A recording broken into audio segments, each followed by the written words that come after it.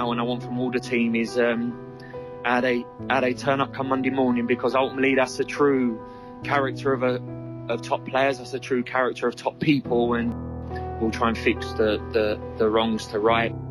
You know, I often say it, I take game by game, and the reason I take game by game, this league is relentless. So playoffs, whether we go up automatic, is irrelevant to me. What is relevant is that we keep building, and I keep building characters and be successful.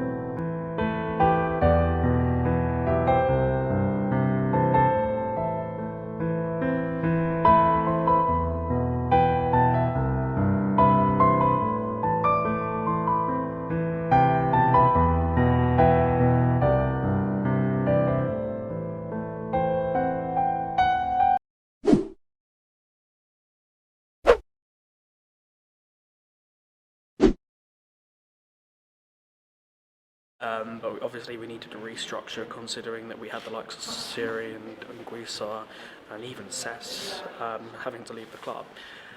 This season, when this comes to some transfer window, the one praise or I will say is that Tony Khan over, I don't know, maybe 2-3 year period has come under a lot of scrutiny and a lot of criticism, but I don't think for me it's been particularly fair. I've looked at social media and the criticism he comes under a lot, and I understand a lot of people look at the transfer policy as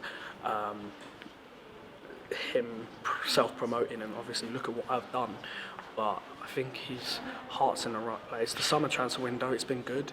I think if we had Michael Hector sign on the dotted line prior to the end of the window, I think we would have been in a bit of a stronger situation. I look at games like Sheffield Wednesday away, where we drew 1-1 and they equalised last kick of the game, and he's been a defensive rock at the back throughout the second half of the season. I felt it was a lot more calculated than the summer in the Premier League.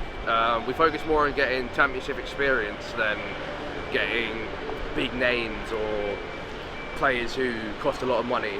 Obviously we managed to tie down Mitro and Cairney to new deals, which was great, but getting players in who were experienced in the Championship, like Ivan Cavallero got promoted with Wolves, Harrison Reed had been on loan in a couple of teams in the Championship.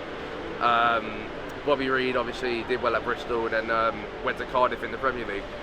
But we looked like we were making more of a team based around Championship experience rather than signing big names and hoping for the best. Hector, I wish he'd come in August, because that would have sealed us up a bit better for the beginning of the season. No, that was my only quibbles why we couldn't get him in time. But happy with him.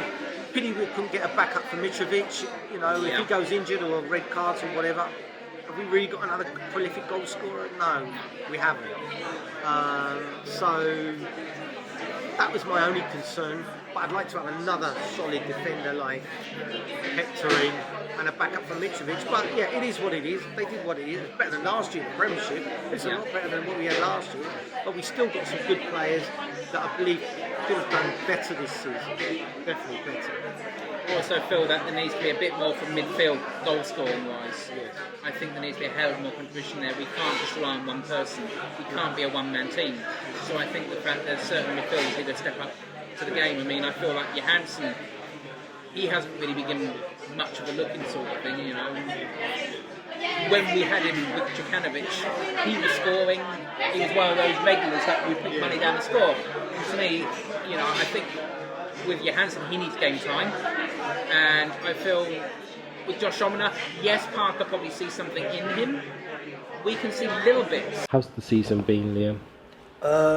If I'm honest with you, John, it's been very anticlimactic. I mean, we're sitting third in the Championship, so I feel like I'm wrong to be complaining, but I just feel like the style of football that we've been watching is very poor. Maybe I'm comparing it to the Jokanovic style of football, but it has been absolutely poor, and I feel like we're in a false position sitting third in the Championship. We'll talk about Scotty Parker in a bit, but I just feel like, he's done a relatively decent job, but I just feel like it's been so underwhelming in the sense of we have 75% possession to the opposition, but what do we do with it? We end up scraping a 1-0 win. Usually we end up putting ourselves on the back burner, so I don't know. It's been an alright season, I guess, but I just feel like we're underachieving massively in my personal opinion. But that's just me, really. I mean, you can switch at someone else. Someone may be like, "Oh, we've done a great job considering we were relegated last season and how poor we were." But I just feel like with the ability that we've got in that team, and from the attacking ability from Mitrovic, Caballero, Knockaert, Bobby Reed, you realistically shouldn't be just winning by one goal. I mean, we had this conversation on WhatsApp, and we were talking about how the Championship's a competitive league. Yes, it is a competitive league. And I think like the difference between the squad back in 2017, 2018, 2018-ish is the fact that we looked like we were building a side, whereas I feel like on paper we have like a full package. It's been a weird one, honestly. We're 3 points off the top two, which is great, but performance-wise, it's been a bit all over the place. We've been really inconsistent, I think. We go on a winning run and an unbeaten run, but then lose 3 games in a row against teams we should be beating. It's been all over the place, but I think we're showing bits of mentality that we didn't show, especially last year, where we could grind out a win and win 1-0 against certain teams. But the downside of it is that we can't really blow teams out of the water either. Tony, we both know Cairney's family, and they're really nice people. They're lovely people. The best people you're going to meet in the world. Absolutely, down to earth. And we know that they live and breathe Fulham as well. Absolutely. These guys live and breathe Fulham. Some fans have said to me, Cairney doesn't do enough. They're not happy with him because he's such a talented player. We know he's such a talented player. He's got great vision. And it's very hard for me to say anything negative about him as a human being or something. But as a footballer, do you think he needs, as a captain, he needs to sometimes take a bit more responsibility? Again, we go back to, when I just said to you before, all the players are drilled in a certain way, yeah? When I say they're drilled in a certain way, according to the manager, I understand what you're saying from captaincy, role captaincy has to set example, a bit like, you look at Kevin McDonald. Yeah, he was given it a bit yesterday, wasn't he? Kevin McDonald's vocal, I mean, even in the dressing room, he's one of the funniest, the male, they say. That's why they gave him that extended contract, because of what he offers off the pitch as well as on. Absolutely. Yes, you need that, and I think with Cairney though, he's a great orchestration of football, but for some reason he's playing in a more defensive midfield role than an actually attacking. He's great when he attacks, yeah. And I can't. Do you know what? You obviously knew I was a friend of Roddy Yeager's, and I learned more off of Roddy Yeager, knowing that it was all what was done in the dressing rooms and training. That when you came onto the pitch, and they were drilled to do certain things. He used to say to me before, Tony, I feel bad. The fans are on my back because I'm told to kick it up. I'll flick it on to someone, but there's no one to flick it on. But that's not what I'm told to do. When you're told to do and drill certain things, we as fans come on, we criticise left, right, and centre. So I don't always blame the players all the time. I mean, I blame players if they don't put a shift in. They look lacklustre and they don't seem interesting. But sometimes there's always two sides to every story. Nothing's ever black and white except for Fulham. Remember that. That's my famous words. Yeah. So with Cairney, we've seen him put some great balls forward. We've seen him make some runs forward. What about the early goals he was getting for the season? Yeah, even that. But at the moment, for some reason, he's playing little square balls in a more. I don't know, it seems more of a defensive midfielder rather than an attacking way. And we've not seen the best out of him. And I don't think that's down to him I think that's down to managing as well. Yeah. And it goes back to what I said to you before about, with Parker. Does he want him to do that? I mean, sometimes you watch Fulham. Kevin, would you concur with what Tony's saying there? What do you think about Cairney? What's your personal opinion? Well, I think for one, he needs to have a voice. He needs to be a captain. But I agree with Tony the fact that he is too far defensive where he is. And I think that's probably where he's lacking in his game, because he can't get forward enough as what he would like to. I mean, you want to look at the point of when he scored those goals in the early part of the season. You want to think, well, where was he then? Was he in that defensive area, or was he a bit more forward? I think he was more forward, which tells you something there. And as a manager, you'd like thinking, great, okay, Cairney's done that in that position. Let's work something around him to. This is all goes back to what I said. It's all the sign of caution again.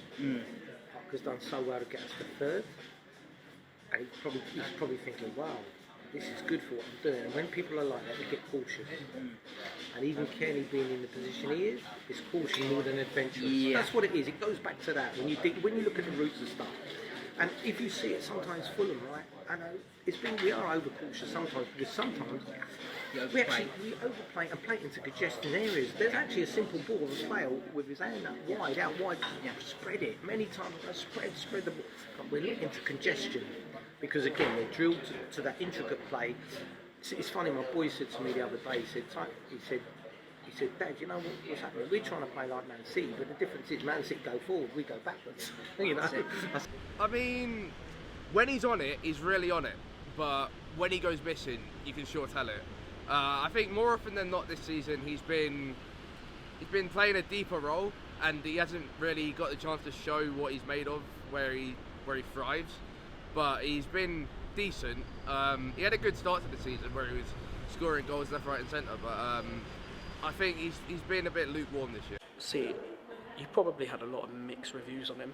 I think he's been not at his best, but I don't blame him. I feel like the manager's supposed to be the one getting the best out of the players, and I look at TC and I go, over the 2 seasons we made the playoffs, you know, he's obviously got the ability and the capability of productively pushing forward and being that influential captain, but I feel like with the way that we've been playing and how, I wouldn't say negative we've been, but it feels very negative. We're just dominating possession and doing absolutely nothing with it. I feel like if you were to look at the season, I think the one thing that really impressed Fulham fans throughout the 16, 17, 17, 18 seasons is the fact that Cairney as a captain would take the ball by the horns, take the opportunity by the scruff of the neck. And I just don't feel like he's been as influential as he's previously been. And I don't think that's down to self-confidence. I just think that's down to style of play, Let's talk about Scott Parker. Yeah? What do you think about all the criticism from the fans? I think the criticism is based on their expectations of the players we got on the pitch. However, going back to what I said before, I think Scott Parker's done a good job to get us where we are. But at the end of the day, we know we can do better, and he's playing cautious at the moment. That's what it is. Who would have expected us to get to the beginning of the season to be at this time of the season in third place? We were hoping probably for playoffs, yeah. But we're in that position now. Taking in consideration the teams that went down with us, Cardiff, Huddersfield. Exactly, well done. Yes. Where were they? And we've got Scott Parker that's been in management, 12 months? 12 months plus? Exactly. What he's done. I mean, Exactly. you can criticise style of play, you can criticise everything else, but he's still got a team in third place that we know is a very competitive league. It's also the fact it's hit and miss. Everyone has a part where they have a good part, bad part, and everything else. But we're still third. The style of football may be questioned, certain things they may be drilled, as Tony has said, to do. But bottom line is we're third, and you just have to keep that faith with Parker. You give him the season, see where you end up. Exactly. Absolutely. But I mean, I'd like to see him be a bit more adventurous, have some more urgency to say, we are where we are, let's go for it now, let's do that last run in, let's go for it, let's keep the fans happy. Because I tell you what, if it didn't work, he can always go back to his way and be cautious and be stuck where we are again, which is not a bad position.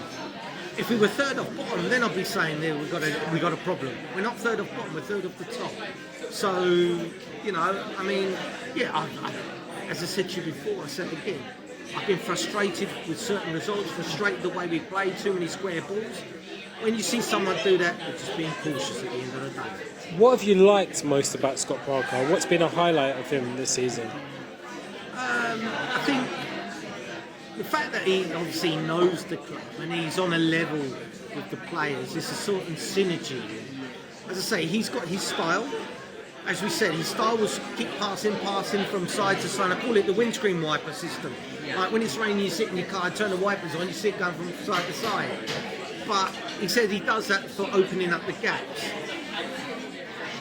I mean, it's all right at times, but I like him to change it a bit. Yeah.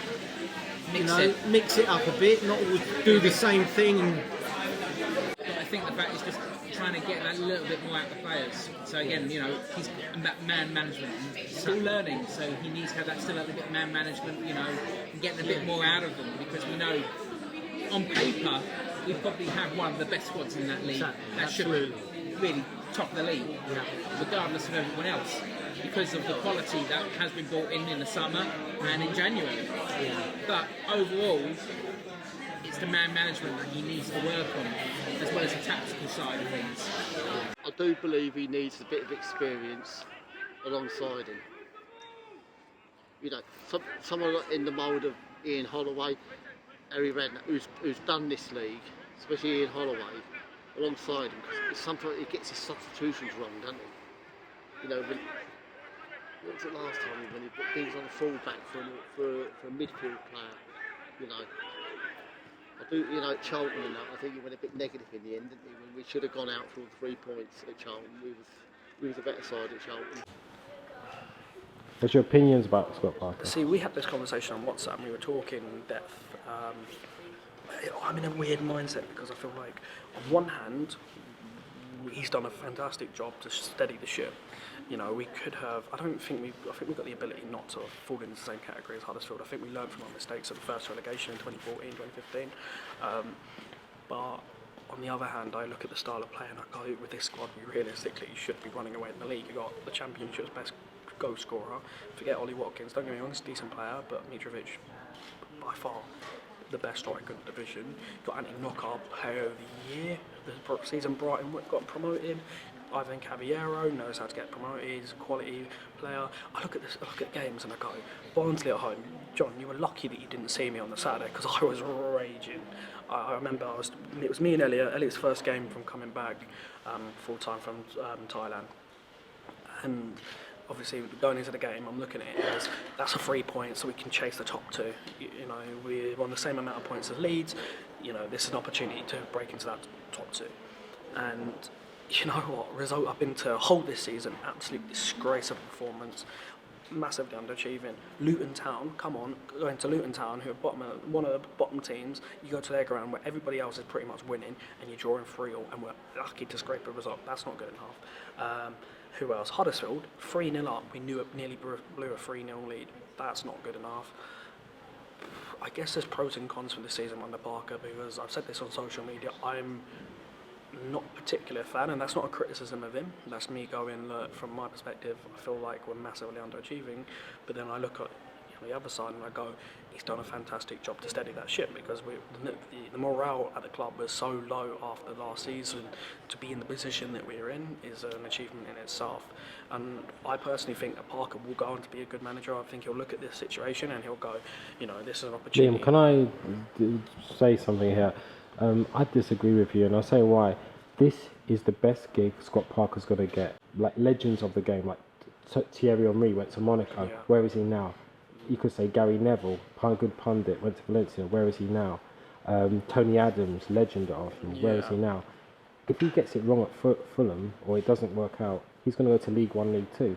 So this is the moment where he has to come into the fore. If people talk about tactical, I like Scott Parker. I like him as a person. He's a great pro. Loyal to Fulham for a number of years. I don't know. I kind of agree with you. I think I said this to my dad. I think this job's too soon for him. And what I mean by that is, but if you don't take it, you'll never know. Yeah, no. I'm saying I'm not disagreeing with that. But personally, I look at this. What's wrong with Scott Parker? Inexperience in his tactical. I don't think he's tactically just there yet. I feel like, you know, you don't expect, I don't know, you know, you come from, you know, secondary school and you don't expect, or you come from sixth form, you finish sixth form, you don't expect to get a managerial position straight after. Obviously you're learning your trade, you know, throughout that period of time, but you don't just jump to the managerial position and expect there to be positive outcome, you know. Let's say you're running a supermarket, for instance, and or a convenience store, or, you know, I don't know, you know, a shop where you're making profits, and, you know, you're looking at trade and you're looking at profits. You know, if you haven't got the experience to know how to deal with a situation, then how do you expect to get results, if that makes any sense? So I think he's doing well for his first full job in management, but there are some things which go his they're his fault essentially. You know, substitutions, picking team, shopping and changing a lot. He's been hit by injuries, of course, but there's other times, like in the match against Barnsley, where I'm completely questioning what he's doing. You know, taking off with Cairney. Got into Craven Cottage this season, and I go, this seems like more of a task than it does the, you know, an enjoyment. Like under Canovich, I'd go there going, you know what, we're not only going to play good football, but we're going to give a game, and we're going to challenge, and we're going to, you know, under that run under Canovich, I was looking at every game, and you can count, you know, you can vouch for this, John, because you experienced this run as myself. You know, I would go into games going, you know what, we get a result here. Obviously, stay humble, but you can get a result. But I don't look at this anymore, and I don't go to the cottage and go, you know what, I think we can beat West Brom or Albion away. I don't think we can beat West Brom at home. I don't think we beat Leeds away. I don't think we beat Leeds at home. I think he can get us where we need to be, but whether or not he can keep us in the Premier League and build on getting there is another thing. Is he long term for you, Tone? We had this discussion before. We said long term. I mean, we say if we manage to go out into the Premiership, I don't think he'll survive on the current system we play. Obviously the players as well. You'd have to invest a lot in players. You have to invest in the right players. If we went up, we can't do what we did last time when we went up. And just spend it willy-nilly. You know, you've got to spend it on players that are proven, understand. And Tone, why wouldn't you stick with him? I think you ought to stick with him to the fact that if he got you up,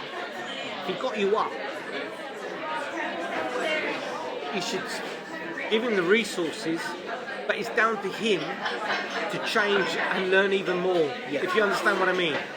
Because presently, we wouldn't survive in that Premiership at all. But, look, it happened to Slav, didn't it? Slav took us up. We stuck with Slav, but through game, as I say, from a business perspective, they looked at results. I mean, were they right to do that? Were they wrong? I mean, we all love Slav, and to this day, we thank Slav for what he did. We had a great experience. But I think when you're led up to the next division, you should stick, but you've got to give him the resources and also the help and support. Yeah. It's the help and support and making him succeed in that league, because it's a ruthless league as well, as we know. You know, we're not playing against Barnsley at home or away. We're playing Man City home and away, Man United home and away. And again, when you go to the Premiership, there's nothing worse than going to those places and getting mullered or just seamed over. Like we had enjoyment. It's no enjoyment at all. It kills you. You know, and not only the big teams losing against the middle, the smaller teams and the middle range. You feel you can compete with. Exactly. So I think if you talk about long term, he would definitely need the support if we went up, because we wouldn't survive on current systems, on current way, on current players at all. Do you think, when you say that, do you think that he needs to understand Fulham is the best gig he could get, Scott Parker? Absolutely. Because if he's too cautious, he might look back on his managerial career with regret, because he's got the players. Tony Khan gave him the players. And sometimes you take risks. You know the capability. We were talking about Cairney. We know what Cairney can do. That guy's got a vision like anything. Can put some lovely balls through. But at the moment, it's just balls a couple of yards this way, that way, sideways, backwards. We want them to see more, and that's down to the man management. It's all man management and managing the players at the end of the day. The other fact you've got to look at it. If we go up in the Premier League, technically, Fulham, facility-wise, isn't ready for the Premier League. We've got 3 stands, and you think about Premier League away fans, all this. To me, I don't think we're ready to go up. If it happens, it happens. But I think possibly 60, maybe 70% of the fans, I don't know if Tony can back the others, would be quite happy to stay in the Championship. True. Get that stadium built, exactly. And then push when we have the facilities. A lot of supporters that have been there for a while, a lot of real true supporters, they love the Championship because it reminds them of the old English First Division. That's it. It's that feel about it. And you've still got some great clubs in there. Exactly. The Premiership, is about money. It's survival of the fittest. It's a business. Survival of the fittest. Who's got the most power and the most funding? You can buy the biggest players or whatever. And if not, You know, it's about the rest of the best, basically. Survival if you can survive that. But having said that, yes, we were in the Premiership for 13 years, so we know we can do it. Yeah. We've been there before. There's no harm in, you know, I mean, on a positive side for a business, yes, we need to be in the Premiership, but not on the state that we're going to keep going up and down and getting beaten like hell. See, this is a toss-up, because I think if Michael Hector had been at the beginning of the season, I would have said Michael Hector. But obviously it has to be Mitrovic, come on. You know, he's top goal scorer, missed a month of the season, and he's still top goal scorer, he's still ahead of Ollie Watkins. Mitro, undeniably, we just rely on him so much, and what's he got, 20 goals, something like that? We rely on him so much, he's got to be our player of the season. I mean, people like Rodak and stuff, they've chipped in, but you can't discount Mitro's goals and the amount of games he's won for us. Of the season so far, and why? Do you know, that's a funny one. I mean, for me, obviously, we know, you could say, yeah, Mitrovic, the goals he scored, 21 goals, whatever this season, he's a Premiership goal scorer. But you know who's made a big difference, and my son said the same to me the other day? Hector. Hector, for me, he hasn't even been here a full year, but he's made so much difference to our back line. Yeah. That we were always worried about. It's a shame we didn't have another Hector. We had two Hectors, but yes, I love Mitrovic, and he's scoring the goals, and he's scored off of scraps. I think Hector's just given us something different as far as defence. I mean, everyone looks at the goal scorers in midfield. We always criticise defenders all the time. But when you can actually say, look, this defender is actually a defender. I mean, okay, some of his distribution has been a bit iffy, but his actual man-to-man marking, his tackles that he's put on, yeah, he has made a couple of mistakes, we know that, but who hasn't? Who hasn't made a mistake? Exactly. You know, but he's secured us more in that area. So mine is Hector. Yeah. For me, I'm going to go completely opposite. I'm going Rodak. I'll tell you why. And I'll give credit to Parker for this. He recognises an issue with Bettinelli competition-wise. Rodak's came in, and I'm not being funny, look at Huddersfield at home. He saved us. He did. Many a time. There's times he has saved us and made some very key saves to keep us in the game. And if you notice, we've just reverted to a goalkeeper and a defender spells caution again. Yes. We've not mentioned, okay, yes, we know Mitrovic is brilliant scoring goals. That's what he does. And, you know, and he's there at the right time, he's brilliant. But we've gone, when you look at our man of the matches, it's not through prolificness of attacking, basically. It's not. You know, we forget yesterday what happened 3-0, you know, because Rodak had a bad day, but who hasn't? But it's funny that we've not said there's a midfielder or attacker that's been, you know... No wow factor, you know, not just a wow factor to say, yeah, okay, this person's overall attacking wise. To me, Mitrovic would be the expected man of the season because he's a Premiership player and he's the leading scorer, and it would be easy for us to say give it to him. But I think looking at it, you know, as you say with Rodak, it's been. Do you think Neeskens Kebano has been underused by Fulham? Oh yeah, he's been underused, but then again there's a lot of depth in those positions. I feel like when he's come on, he's made a real impact. It's just getting those minutes, and it was a shame his header hit the bar away at Millwall, because that could have brought him some more as well. Yeah, but is he someone that you would keep involved more? Yeah, I'd keep him involved more, even off the bench. Like when he's come on, he's made a big impact on games. And here's another factor. Kebano, he was on the bench at Millwall, nearly got us a winner, yet you don't see him at all yesterday. Question mark. Why? And Kebano loves to go forward. Yeah. You need players going forward. I'm not funny, you've got to chop and change it in the Exactly. Championship, and you need those different players to do it. It's a squad game. Exactly right. And in my opinion, Kebano has been unfairly treated. Yes, I think he's a great. You know what? He's a great character, very sincere character in the changing rooms. One of the most friendliest players you'll see. Yeah. And you know what? When he gets the ball, at least he wants to go forward. That's it. And you need a player like that, and that's what we need to do: is change it up a bit. Definitely. Yes, we play to our system. Got to mix it. But to me, Kebano, you know, he played him a couple of times in the season, and then all of a sudden, Bristol City.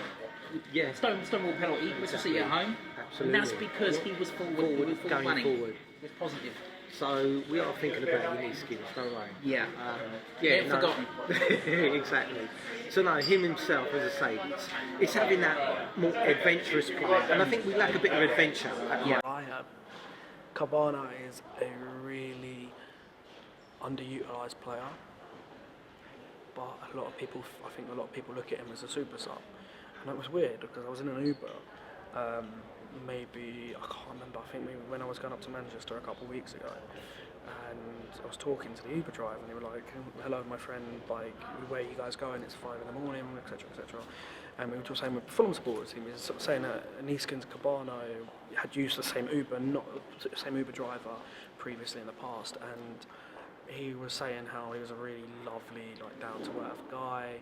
I think because he must have been working around the Motspur Park area, which is obviously where I'm based around, and he was saying he was a really lovely guy. And I think Neeskens is a bit of a cult hero at the club. I think he's one of those players that you look back.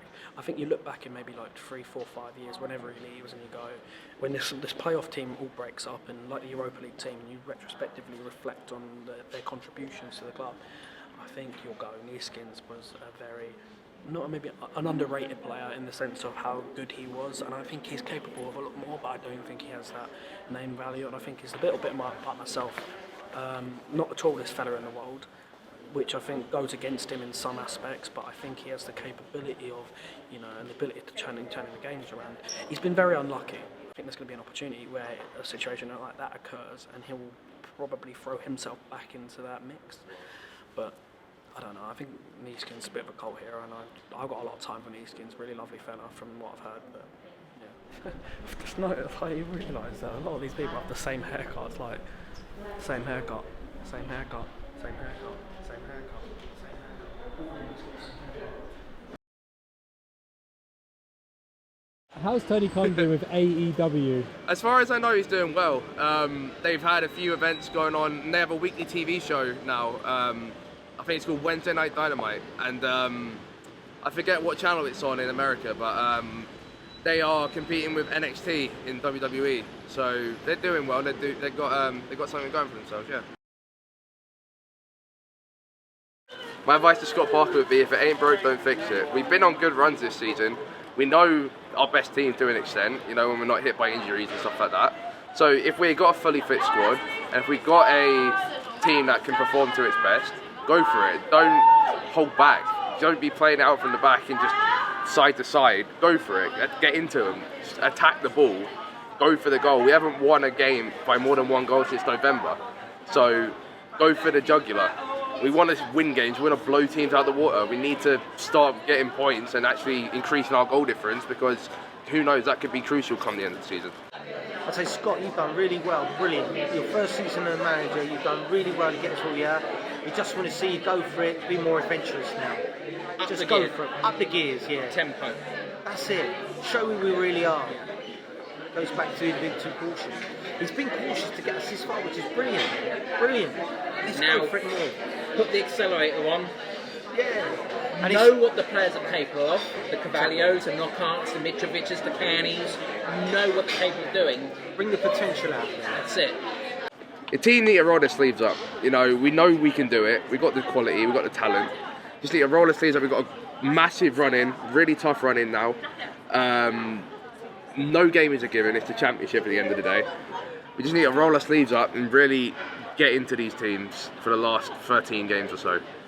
If we're going to be in the playoffs, then we got to make a meal of it. And if we're going to go up automatically, we got to really start being ruthless now.